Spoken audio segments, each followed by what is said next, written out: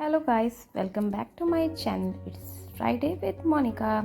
आप सभी को होली की बहुत बहुत शुभकामनाएं। और होली है तो गुजिया बनाने तो बनते ही हैं। आप सभी ने भी बनाए होंगे, तो एक बार आप मेरी तरीके से गुजिया बनाइए। ट्रस्ट मी, आपकी गुजिया बहुत ही खस्ता बनेगी और एक भी गुजिया कढ़ाई में बिखरेगी नहीं। तो इसके लिए सबसे पहले क्या करना है, हमें सारे ड्राई फ्रूट को मिक्सी में क्रश कर लेना है। थोड़ा सा दरदरा पीसना है और फिर उसे थोड़ी सी कढ़ाई में घी डाल कर उसको हमें ड्राई रोस्ट कर लेना है। रोस्ट करने से कढ़ाई में क्या होगा ना कि जो हमारी गुजिया है ना लंबे समय तक चलेगी, गुजिया ख़राब नहीं होगी और उनमें फंगस नहीं लगेगी और उनमें बहुत ही अच्छा टेस्ट आएगा। तो ये मैंने सबसे पहले मखाने को लिया है। मखाने को मैंने मिक्सी में पीस लिया था और उसे फिर अच्छे से भून लिया। इसके बाद मैंने ये नारियल लिया है। नारियल को भी मैंने मिक्सी में छोटे छोटे से काट कर और मिक्सी में ही पीस दिया है।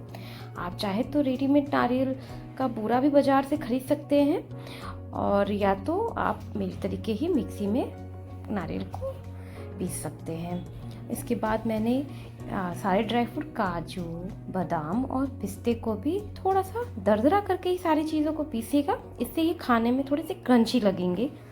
और फिर ये मैंने किशमिश ऐड की। किशमिश को आप 20 से 2 भागों में कर दें।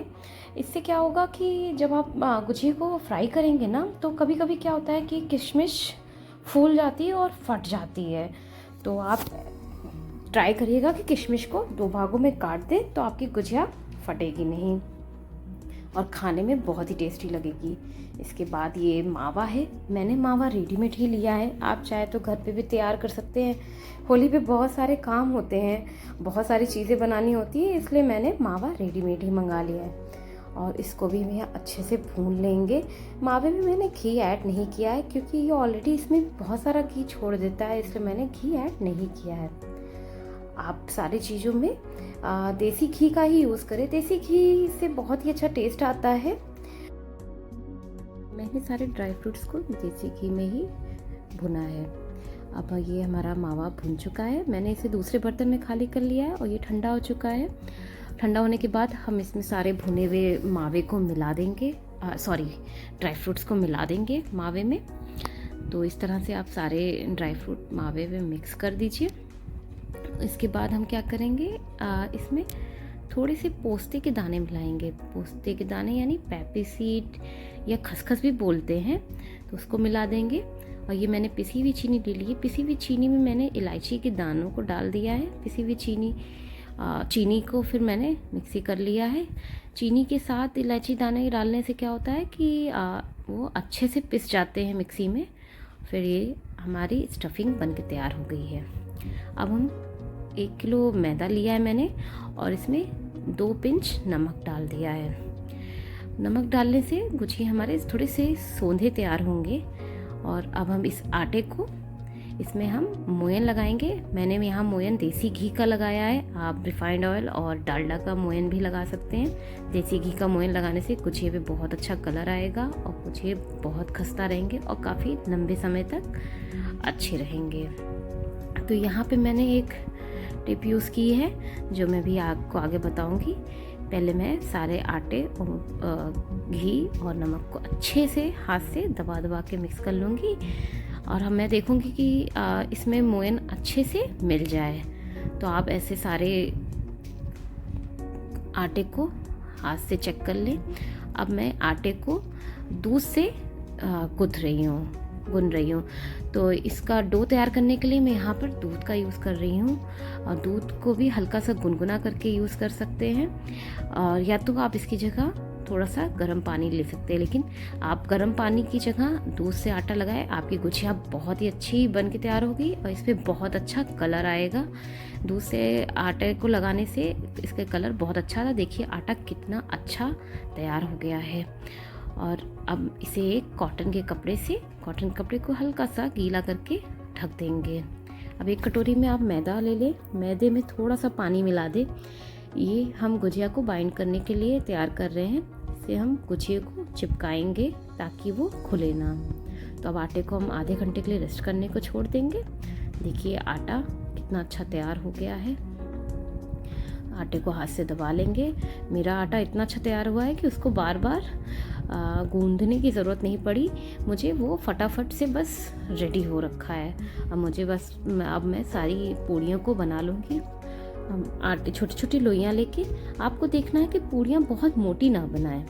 बहुत मोटी पूड़ियाँ बनाएंगे तो गुझिया की बहुत मोटी, मतलब मुझे तो गुझिया ज़्यादा मोटी पसंद नहीं आती हैं। आप बताइएगा आपको कैसी पसंद है, तो इसलिए थोड़ी सी पतली बनाए। और मैं थोड़ा यहाँ पर अकेले काम कर रही हूँ, मेरे साथ मेरी बेटी काम कर रही है, वो मुझे सारी लोइयाँ बना के दे रही है, क्योंकि गुझिया अकेले बनाना बहुत ही बड़ा काम है, उसमें काफ़ी टाइम लगता है। तो आप ऐसा करें कि एक बार में 4 से 5 6 जितनी भी चाहें आप पूड़ियाँ बना के रख लें। फिर आप उसको मोल्ड की सहायता से, किसी भी मोल्ड जैसा आप चाहें, या हाथ से भी गुझिया को मोल्ड कर सकते हैं। मैंने मोल्डिंग ले रखी है। अब इसमें आप एक पूड़ी को रखिए, पूड़ी को अच्छे से रखिए, इसके अंदर स्टफिंग डालिए जो आपने तैयार करके रखी हुई है, और इसके कॉर्नर्स को अच्छे से पानी से लगा दीजिए, मैदे वाला पानी जो हमने तैयार किया था, और अच्छे से दबा के बाकी जितना ये एक्स्ट्रा आटा है इसे निकाल दीजिए। इस तरह से आप एक एक करके सारी गुझिया को तैयार कर लीजिए। मैंने गुझिया बनाने के लिए 1 किलो मैदा लिया है और 1 किलो ही मावा लिया है, बाकी उसमें ड्राई फ्रूट्स है और शक्कर है। हमारे यहाँ थोड़ी भरी भरी सी गुझिया खाना पसंद करते हैं, तो इसलिए मैं सबकी क्वांटिटी बराबर रखती हूँ। तो इस तरह से सारी गुझिया को तैयार कर लिए। गुझिया बनने में ज़्यादा टाइम तो नहीं लगता है, वो डिपेंड करता है कि कितनी क्वांटिटी में बनाई जा रही है। मैंने तो काफ़ी सारे गुझिया बनाए हैं, तो मुझे इन सारी गुझिया बनाने में लगभग 3 घंटे का टाइम लग गया, क्योंकि सारा कुछ तैयार करने में थोड़ा थोड़ा आधे आधे घंटे करके जाते हैं। तो ऐसे ही सारी गुझिया तैयार कर लीजिए। अब एक कॉटन के कपड़े पे गुझिया को रख दीजिए। कॉटन का कपड़ा हल्का सा गीला रख लीजिए। कपड़े को गीला रखने से क्या होगा, गुझिया में पपड़ी नहीं आएगी। ये देखिए हमारी गुझिया कितनी अच्छी बन के तैयार हुई हैं। सारी गुझिया एकदम फ्रेश लग रही हैं। गुझिया को बनाते हुए मुझे लगभग आधे घंटे का टाइम लगा। तो मैंने सारे गुझिया तैयार करके कपड़े से ढककर रख दिए थे। अब चलिए कि गुझिया को फ्राई कर लेते हैं। गुझिया को फ्राई करते समय ध्यान रखें कि आँच हमेशा मीडियम रखें, बहुत तेज़ या बहुत धीमी आँच पे गुझिया को ना बनाएं। अब देखिए यहाँ सारी गुझिया कितनी अच्छे से फूल रहे हैं, गुझिया कुछ ज़्यादा ही फूल रहे हैं, देखने में बहुत ही अच्छे लग रहे हैं। तो ऐसे ही धीरे धीरे से सारी गुझिया मीडियम आंच पे बनाते जाइए, जल्दबाजी ना करें, गुझिया को आराम से धीरे धीरे से होने दें। धीरे धीरे से पकाने से क्या होगा, गुझिया अच्छे से अंदर तक खस्ता हो जाएगी, और उसको तब तक हमें फ्राई करना है जब तक कि थोड़ी ये गोल्डन सी ना हो जाए। तो देखिए हमारी गुझिया अब गोल्डन होने लग गए हैं। तो ऐसे ही आप सारी गुझिया को तैयार करते जाएं। गुझिया बनाने में बहुत ज़्यादा टाइम तो नहीं लगता है, लेकिन गुझिया बनाने में मज़े बहुत आते हैं। मुझे तो होली पे गुझिया बनाने में बहुत मज़ा आती है। बिन गुझिया मुझे होली में ही नहीं मज़ा आती है। तो आप सबने भी गुझिया बनाए ही होंगे, तो आप बताइएगा कि हमारी गुझिया कैसी बन के तैयार हुई है। वैसे मुझे देखने में तो गुझिया बहुत अच्छी लग रही है, गुझिया की खुशबू पूरे घर में फैल रही है। सभी लोग किचन में बार बार चक्कर लगा रहे हैं, सभी को गुझिया खाने का मन हो रहा है, पर मैं अभी किसी को गुझिया नहीं दूंगी।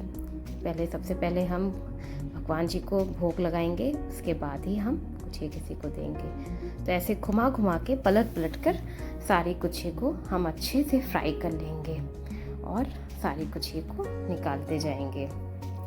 तो ऐसे करते करते मैंने सारी गुझिया लगभग फ्राई कर ली है।